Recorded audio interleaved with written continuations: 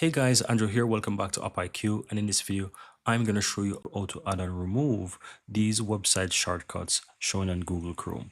So this is super easy. Now, in order to remove any one of these, let's say I want to remove, for example, this card from this section or LinkedIn, you can simply hover over it and you find three dots on the upper right. You click on that and you have remove. You can remove it. Now to add one, just simply click on the add shortcut button and all you have to do is just simply type in the website. So let's say I want to add, for example, FC Barcelona website. I can simply go ahead and type FC Barca, right? For example, or FC Barcelona. And then on the website URL, I could put www.fcbarcelona.com and then click on enter or done, and you will see that it adds it there. And as you can see right here, it's there. So if I click on it, it actually works.